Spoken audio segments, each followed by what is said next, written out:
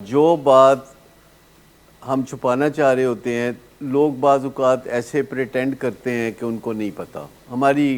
خاطر کرتے ہیں لوگ، ہمارے ساتھ رشتوں ناتوں میں ہوتے ہیں اور وہ ہماری آسانی کے لیے بعض اوقات ایسے رویہ اختیار کرتے ہیں کہ جیسے ان کو نہیں پتہ پر لوگوں کو پتہ ہوتا ہے۔ میں نے دیکھا ہے کہ لوگ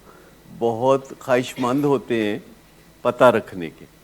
جن کے ساتھ بھی کوئی تعلق واسطہ ہوتا ہے لوگوں کو ان کے بارے میں پتہ ہوتا ہے۔ اگر آپ گوگل پہ جا کے دیکھیں، میرے خیال میں ایک ہمیں سسٹم بنانا چاہیے کہ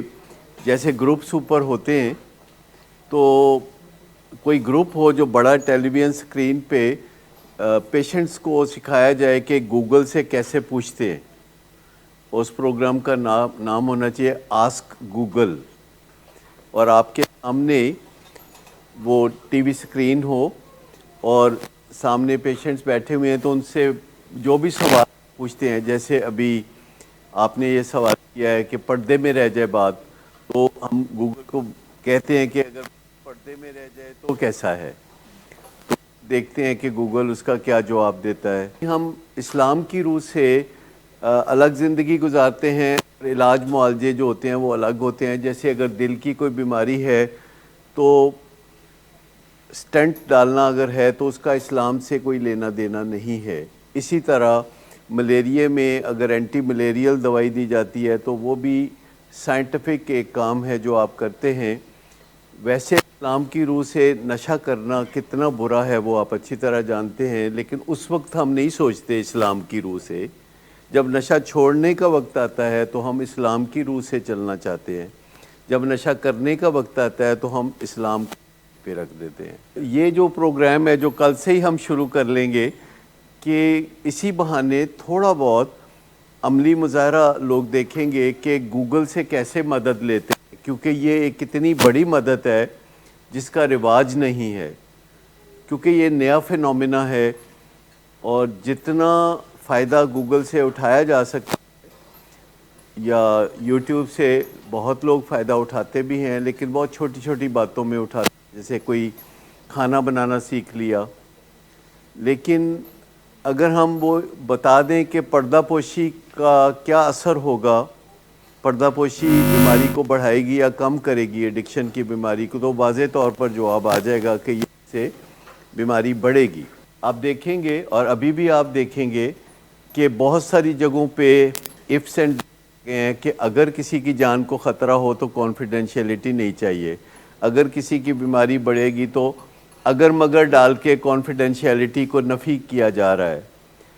تو آگے چل کے وقت آئے گا کہ کسی قسم کی کانفیڈینشیلٹی، سیکریسی، انونیمٹی یہ درست ہے۔ جو بچے زیادہ انٹیلیجنٹ ہوتے ہیں انہوں نے اپنی انٹیلیجنس کو استعمال ضرور کرنا ہوتا ہے، اور ہوپ فلی آپ چاہتے ہیں کہ وہ ایسی جگہوں پہ اپنی انٹیلیجنس کو استعمال کریں جو مثبت جگہیں ہوں، تو ان کا بندوبست آپ کو پہلی فرصت میں کرنا چاہیے کہ ایک تو ایسے بچوں کو فزیکلی بہت ایکٹیو رکھنے کی ضرورت ہوتی ہے،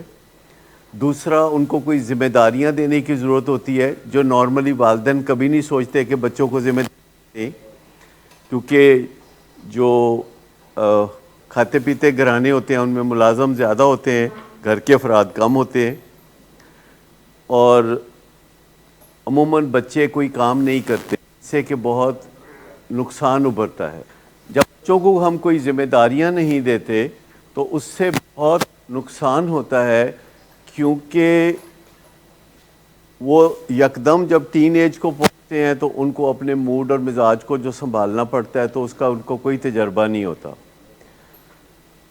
ہماری زندگی میں جو بہت اہم چیز ہے وہ ہمارا موڈ اور مزاج ہے، اسی سے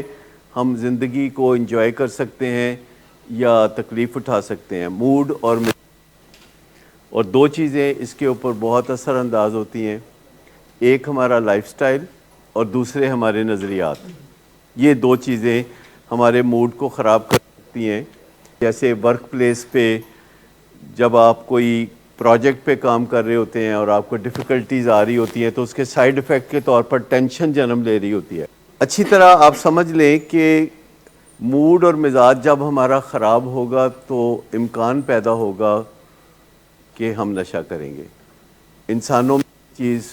پائی جاتی ہے, دوسرے جانداروں میں یہ چیز نہیں پائی جاتی. جب ان کا موڈ خراب ہوتا ہے تو وہ اس کو انڈیور کر لیتے ہیں, وہ اس کو برداشت کر لیتے ہیں, اور ایک ایسا وقت آتا ہے کہ ان کا موڈ واپس پھر صحیح ہو جاتا ہے. کیونکہ اگر ہم ویٹ کریں لانگ انف تو موڈ اچھا ہو جاتا ہے واپس. ایسا نہیں ہوتا کہ ہمارا موڈ خراب ہمیشہ کے لیے ہو جائے, لیکن کبھی کبھی ہمیں لگتا ہے کہ ہمارا موڈ ہمیشہ کے لیے خراب ہو گیا. لیکن اگر ہم انڈیور کریں, خاص طور پر فرسٹ ہاف این آور بہت امپورٹنٹ ہوتا ہے کہ جب ہمارا موڈ خراب ہوتا ہے تو ہم پہلے آدھے گھنٹے میں کیا کرتے ہیں. کچھ ایسے اقدامات ہیں جو کہ ہم کر سکتے ہیں جس سے کہ ہمارا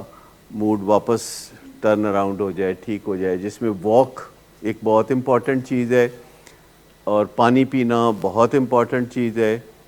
کسی ایسی ایکٹیویٹی میں چلے جانا جو مانگتی ہو, جو شاور بھی لے سکتے ہیں, اور کوئی توجہ مانگتی ہو چیز, جیسے کہ جس میں دماغ کا استعمال کافی فوکسڈ ہو. ایسی چیزوں سے موڈ بہت اچھا ہوتا ہے. جیسے اگر آپ دیکھیں کہ کسی کا موڈ خراب ہو اور وہ بائیولوجی پڑھنے لگے یا فزکس کیمسٹری پڑھنے لگے اور پڑھنے لگے تو اس کا موڈ 15 منٹ میں ٹھیک ہو جائے گا. کیونکہ ایسا ہو نہیں سکتا کہ کوئی ایسا ٹف سبجیکٹ پڑھے اور اس کا موڈ ٹھیک نہ ہو. یا تو وہ ٹف سبجیکٹ پڑھ نہیں سکے گا یا پھر اس کا موڈ ٹھیک ہو جائے گا. زیادہ تر لوگوں کو یہ بھی تجربہ ہوگا کہ موڈ خراب ہو تو وہ کوئی ٹف سبجیکٹ نہیں پڑھ سکتے یا ٹف کام نہیں کر سکتے. بچوں کو بچپن میں ہی عادت ڈال دی جائے 4 5 6 7 سال کی عمر میں کہ وہ کوئی ٹف کام کرنے لگیں جو روزمرہ وہ کرتے ہوں, ان کی گھریلو کوئی ذمہ داریاں ہوں جس حد تک بھی وہ اٹھا سکتے ہوں, جن کو ہم ایگزیکٹو سکلز کہتے ہیں, کہ جو 2-3 سال کے بچے کی عمر کو سکھانا ہم شروع کرتے ہیں اور 11 سال کی عمر تک بچہ ساری ایگزیکٹو سکلز سیکھ سکتا ہے, یا پھر باقی ساری زندگی پڑی ہوئی ہے تب سیکھ لے گا. نارملی جو ہمارے پاس ایکوپمنٹ ہوتا ہے دماغ میں یا اپریٹس ہوتا ہے وہ اس قابل ہوتا ہے کہ 3 سال کی عمر سے لے کے 13 سال کی عمر تک ساری سکلز کرنے والے کام, زندگی کو نبھانے والے کام, آگے بڑھنے والے کام کر سکتے ہیں. لیکن زیادہ تر لوگ سمجھتے ہیں کہ اتنی جلدی بھی کیا ہے, کر لیں گے.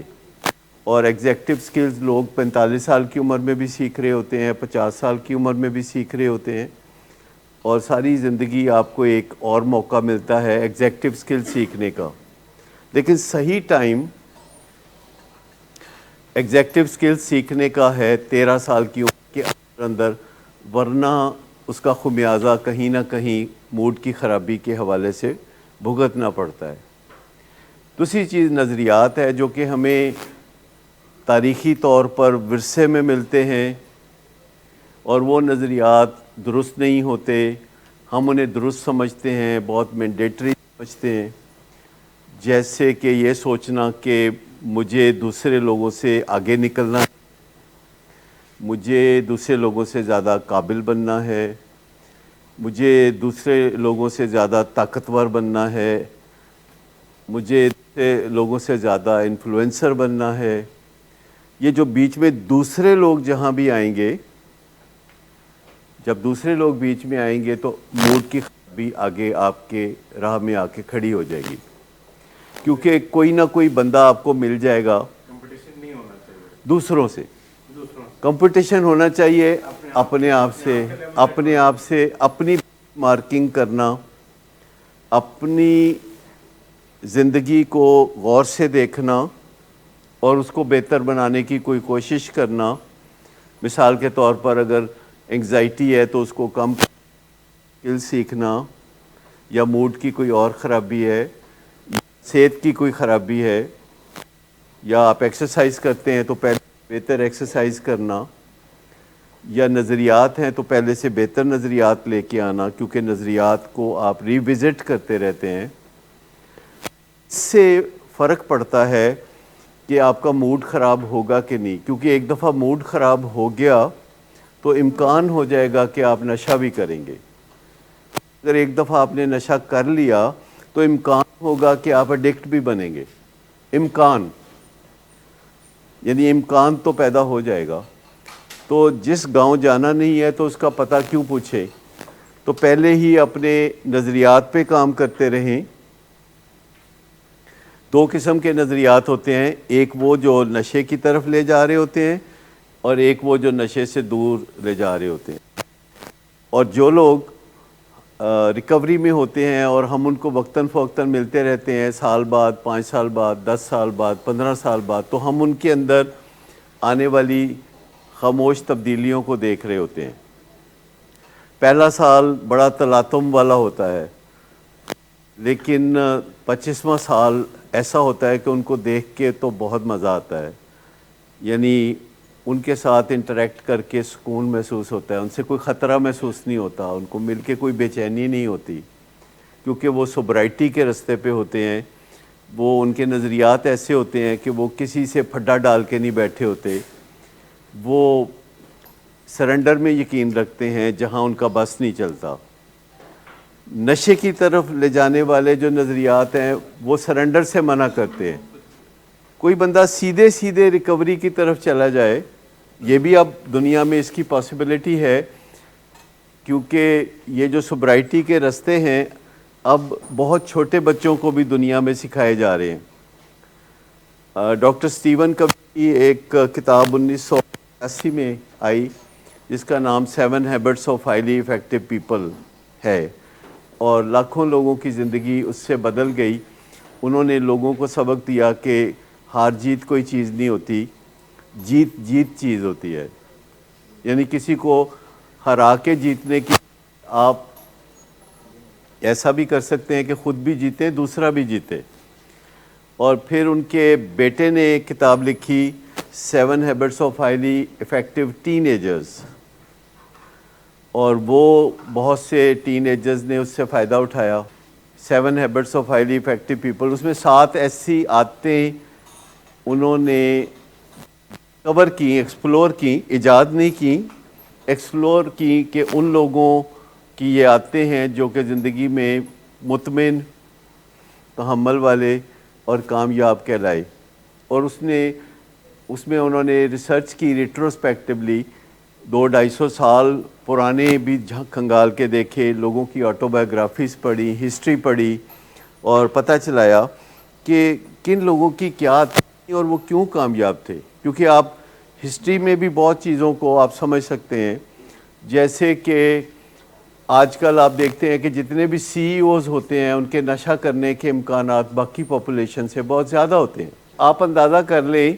کہ تاریخ سے ہم بہت کچھ سیکھ سکتے ہیں. اور 7 habits of highly effective people میں ڈاکٹر اسٹیون کوی نے اپنے پی ایچ ڈی کے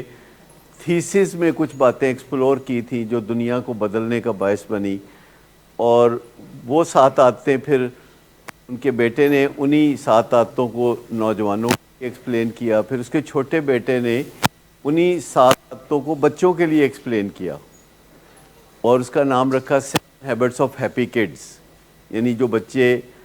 خوش باش بچے ہیں ان کی کیا 7 عادتیں ہو سکتی ہیں, اور یہ عادتیں ان کو سکھائی جا سکتی ہیں اس سے پہلے کہ وہ بری عادتوں سے آلودہ ہو جائیں. ان کو وقت سے پہلے یہ عادتیں سکھائی جا سکتی ہیں. یہ فلسفیز ہیں, یہ رستے ہیں کہ یاد رکھیے کہ جو چیز بھی ماضی سے آتی ہے اس کو ری وزٹ کرنے کی ضرورت ہوگی, کیونکہ آپ دیکھتے ہیں کہ دنیا میں پروگریشن زمانہ حال میں اور زمانہ مستقبل میں آتی ہے. آپ کے دیکھتے دنیا میں کتنی بہتر چیزیں آ گئیں جو پہلے سے بہتر تھی. جیسے پہلے لینڈ نمبر تھا تو کتنا اچھا تھا, وہ گھرانہ ممتاز سمجھا جاتا تھا کہ جس گھر میں ایک لینڈ نمبر ہوتا تھا, اور بہت سفارشوں سے لوگوں کو لینڈ نمبر ملتے تھے. لیکن آپ نے دیکھا کہ پھر دیکھتے دیکھتے لینڈ نمبر کی بجائے اسمارٹ فون آ گیا, جو کہ ڈیفینیٹلی لینڈ نمبر سے بہت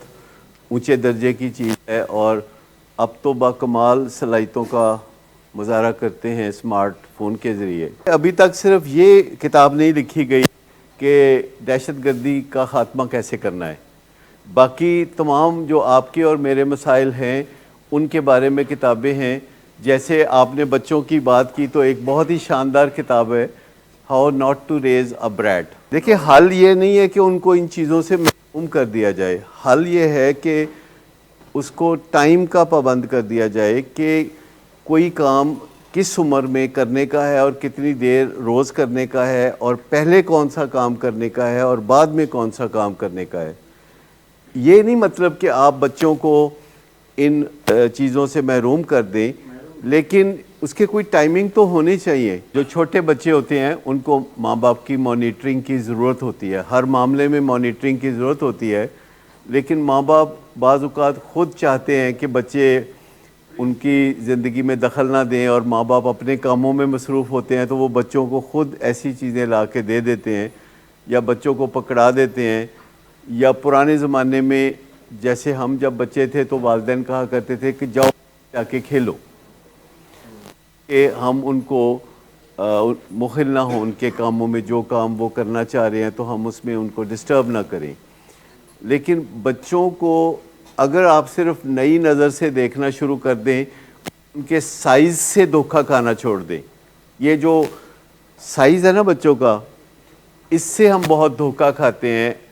اور انہیں پورا انسان نہیں سمجھتے, ہم انہیں منی ہیومن بینگ سمجھتے ہیں. حالانکہ صرف ان کا سائز چھوٹا ہوتا ہے, باقی وہ پورے ہوتے ہیں, کمپلیٹ ہیومن بینگ ہوتے ہیں, اور وہ ایسی باتیں سوچ رہے ہوتے ہیں جو بعض اوقات بڑے بھی نہیں سوچ سکتے, بلکہ وہ بڑوں سے بہت آگے سوچ رہے ہوتے ہیں. جب ان کے ماں باپ پہلی دفعہ لڑتے ہیں تو بچے سوچ رہے ہوتے ہیں کہ اگے چل کے انہوں نے ہن طلاق دینی ہے. It's not a joke, it's a reality, کہ جب بھی ماں باپ آپس میں لڑائی جھگڑا کرتے ہیں تو بچوں کا ذہن بڑی تیزی سے وہاں تک پہنچ جاتا ہے کہ انہوں نے ہن ایک دن آپس دے وچ علیحدہ ہو جانا ہے تو ساڈا کی بنے گا. بچوں کا یہ وہم پیدائشی ہوتا ہے کہ ماں ان کو چھوڑ کے چلی جائے گی, کیونکہ بچوں نے بہت کمفرٹیبلی 9 مہینے گزارے ہوتے ہیں ماں کے پیٹ میں. ٹیمپریچر بہت اچھا ہوتا ہے, ایئر کنڈیشن ماحول ہوتا ہے, کھانا پینا کوئی مشکل کے بغیر ہوتا ہے, آٹومیٹک آکسیجن سپلائی مل رہی ہوتی ہے, اور بندہ بس ایک جھولے میں ہوتا ہے جس میں بہت دنیا جہان کے کمفرٹ ہوتے ہیں جب بچہ ماں کے پیٹ میں ہوتا ہے. اور اس کے بعد جو ہی وہ دنیا میں آتا ہے تو روتا ہے, کیونکہ اس کو بہت سارے مشکلات ہوتی ہیں, محتاجیاں ہوتی ہیں, جو کہ وہ پھر رو کے اپنی محتاجیوں کو ظاہر کرتا ہے, اور دوسرے لوگ جو پیار کرنے والے لوگ ہوتے ہیں, ماں باپ یا دیگر لوگ, تو اس کی محتاجیوں میں اس کام آتے ہیں. لیکن وہ یہ حادثہ نہیں بھولتا, اور اس کے ذہن میں یہ تازہ رہتا ہے کہ مجھے بہت کمفرٹیبل ماحول سے ایک انکمفرٹیبل دنیا میں بھیج دیا گیا ہے, اور پھر اس کو لمبی جدوجہد کرنی پڑتی ہے دوبارہ ویسا کمفرٹیبل ماحول حاصل کرنے کے لیے, اور وہ کوشش کرتا رہتا ہے لیکن کر نہیں پاتا. لیکن اگر اس کی ماں اٹھ کے دوسرے کمرے میں جاتی ہے تو بچہ سمجھتا ہے کہ میری ماں مجھے چھوڑ کے چلی گئی ہے. اگر ماں سکول چھوڑ کے بچے کو جاتی ہے تو وہ سوچتا ہے کہ وہ کبھی واپس نہیں آئے گی. یہ ایک ایٹرنل وہم ہے, ہمیشہ کا وہم ہے بچوں کو. تو مائیں کبھی کبھی ڈراتی بھی ہیں کہ تم میری بات نہیں مانو گے تو میں تمہیں چھوڑ کے چلی جاؤں گی. تو ایسا کبھی بھی نہیں کرنا چاہیے ایک ایسے وہمی کو جو پہلے ہی یہ سوچتا رہتا ہے کہ مجھے چھوڑ دیا جائے گا, اور پھر یہ اس کے اندر اور بھی وہ نتیجے نکالتا ہے کہ اگر میری ماں مجھے چھوڑ جائے گی تو پھر میرا باپ بھی مجھے چھوڑ جائے گا, اور پھر میرے دوست بھی مجھے چھوڑ جائیں گے, اور پھر جو ہے میری بیوی بھی مجھے چھوڑ جائے گی, یا میرا خامد مجھے چھوڑ جائے گا. تو یہ جو ایک انسان کا خوف ہے کہ مجھے چھوڑ دیا جائے گا, مجھے ابینڈن کر دیا جائے گا, مجھے دور کر دیا جائے گا, یہ بار بار ٹریگر ہوتا ہے. اگر آپ کسی کو گھور کے دیکھتے ہیں تو آپ تو صرف گھور کے دیکھتے ہوتے ہیں, لیکن دوسرا سوچتا ہے کہ ابھی اس نے مجھے گھور کے دیکھا ہے, ہو سکتا ہے کل یہ مجھے چھوڑ کے چلا جائے یا مجھے اپنے آپ سے دور کر دے. پیار کے بارے میں ہم نے جو کچھ بھی سیکھا ہے زیادہ تر فلموں اور ڈراموں سے سیکھا ہے, اور آپ دیکھتے ہیں کہ جتنے بھی یہ ڈرامے ہوتے ہیں اس میں پیار کو بڑے جنون کی حد تک دکھایا جاتا ہے، اور یہ سب کچھ اس رائٹر کے ذہن کی عکاسی ہوتی ہے جو کہ ڈرامہ لکھتا ہے، اور اداکار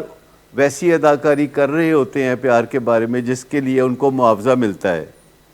لیکن زندگی میں ہم نے جو پیار کرنا ہوتا ہے وہ فی سبیل اللہ کرنا ہوتا ہے۔ تو آپ سوچیں کہ جو فی سبیل اللہ کرنے والے کام ہیں، انسان اس کو زیادہ توجہ عام طور پر نہیں دیتا۔ تو پیار جسے ہم ایک لفظ کے طور پر جانتے ہیں، اس پہ بڑی ریسرچ ہوئی ہے امریکہ میں، اور جو مغربی ممالک ہیں اس پہ بڑی ریسرچ ہوئی ہے کہ پیار اصل میں کیا ہے۔ نیوٹن جو کہ ایک سائنسدان گزرا ہے، اس نے قانون بتا دیا، جو تیسرا قانون ہے کہ ہر عمل کا ایک رد عمل ہوتا ہے جو کہ اپوزٹ ڈائریکشن میں ہوتا ہے۔ تو ماں باپ اور اولاد کے درمیان، یا میاں اور بیوی کے درمیان، یا کسی بھی رشتے میں جو بائی لیٹرلزم ہے، جو لین دین ہے، وہ بہت امپورٹنٹ ہے، کیونکہ کسی بھی گیم میں اگر رسپانس نہیں ملتا تو گیم رک جاتی ہے، ٹیکنیکلی گیم رک جاتی ہے۔ اور کئی دفعہ ہم نے دیکھا ہے کہ گھروں میں یہ جو پیار کی گیم ہے یہ یک طرفہ طور پر چلتی رہتی ہے، جو کہ بیکار ہے، جس کا کوئی فائدہ نہیں، اور ہمیں ایک دوسرے کو سکھانا چاہیے کہ یہ لین دین ہوگا، اور اس میں کوئی قباحت نہیں ہے جب ہم اپنے بچوں کو کہتے ہیں کہ ہم آپ کے لیے جو کچھ کرتے ہیں تو اس کے بدلے میں ہم آپ سے بھی کچھ چاہتے ہیں۔ ہم آپ سے وہی چیز نہیں چاہتے جو ہم آپ کے لیے کرتے ہیں، ہم آپ سے کچھ اور چاہتے ہیں جو اس کا نعم البدل ہے۔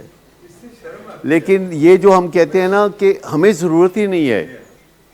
زیادہ تر 90% سے زیادہ والدین بچوں کو کمیونیکیٹ کرتے ہیں کہ تسی ایڈے جوگے ہی نہیں کہ ساڈے لیے کچھ کر سکو، تسی اپنے جوگے ہو جاؤ تو بڑی گل ہے۔ اور ہم سمجھ رہے ہوتے ہیں کہ اس وقت ہم بڑے مہان ہیں، بے نیاز ہیں، پر ایکچولی ہم بے نیاز ہوتے کوئی نہیں۔ بے نیاز ہونا ہماری صفت نہیں ہے، بے نیاز ہونا اوپر والے کی صفت ہے۔ انسان بے نیاز نہیں ہے، وہ جذباتی لگاؤ چاہتا ہے، اور اس کی جو بچپن کی محتاجیاں ہیں، پیدا ہونے کے بعد جو محتاجیاں ہیں، اگرچہ ان میں سے بہت ساری محتاجیاں کم ہو جاتی ہیں، وہ چلنے پھرنے لگتا ہے، اب اس کو گود کی ضرورت نہیں، اور وہ بات کر سکتا ہے، اب اس کو رونے کی ضرورت نہیں، اور وہ کما سکتا ہے، اب اس کو مانگنے کی ضرورت نہیں،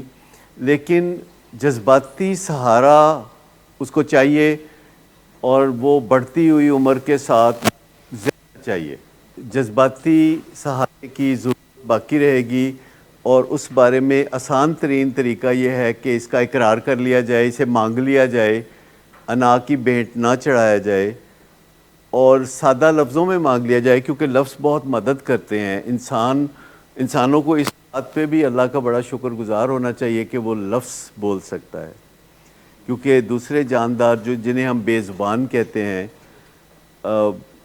وہ کتنے محروم ہیں، ان کے پاس کوئی طریقہ نہیں ہے ایگزیکٹلی پریسائزلی اپنے دل کی بات کہنے کا۔ لیکن بعض انسان بھی دل کی بات دل میں ہی رکھتے ہیں اور کہتے ہیں دوسرا بوجھ لے، وہ باڈی لینگویج سے، اشارے کنائے سے، کسی نہ کسی طریقے سے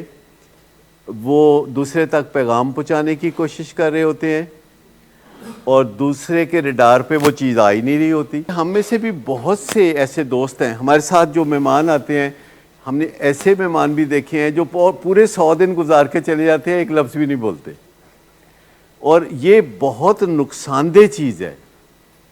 جو جتنا زیادہ بات کرے گا وہ اپنے اندر کی کھڑکی کھولے گا اور تازہ ہوا آئے گی۔ گھروں میں بھی جو بات کرے گا وہ خوشحال رہے گا، جو خاموش رہے گا وہ سڑتا کٹتا رہے گا۔ تو میں آپ کو بتاؤں کہ اتنی بڑی نعمت اللہ تعالیٰ کی کہ ہم بات کر سکتے ہیں، اور بعض اوقات تو بہت اچھی بات کر سکتے ہیں، بہت سادہ بات کر سکتے ہیں، بہت مختصر بات کر سکتے ہیں۔ مجھے بتائیے کہ یہ کہنا کہ مجھے آپ کی توجہ چاہیے، مجھے آپ کی اسمائل چاہیے، مجھے آپ کی شفقت چاہیے، یہ گھروں میں کہہ دینا کتنی کی قیامت آ جائے گی، کتنی کی ہماری بےزتی ہو جائے گی یہ کہنے سے کہ مجھے آپ کی طرف سے کچھ گرم جوشی چاہیے، مجھے آپ کی طرف سے کوئی انکریجمنٹ چاہیے، مجھے آپ کی طرف سے کچھ تعریف چاہیے، اپنی ضرورت بتانا کوئی بہت مشکل کام ہے کہ ہم ایک دوسرے کو کہہ دیں کہ مجھے آپ سے شفقت چاہیے، سخت زبان نہ استعمال کیا کریں۔ اگر ہم یہ بات کہیں گے نہیں اور دوسرے کو گیس کرنے کے لیے مجبور کریں گے تو مجھے بتائیے کہ گیس ورک تو پھر گیس ورک ہے، وہ تو فہمیاں ہو جائیں گی۔ اور ہو سکتا ہے ہمارے ہاں ہوتا ہے گھروں میں کہ پارٹنر ایک دوسرے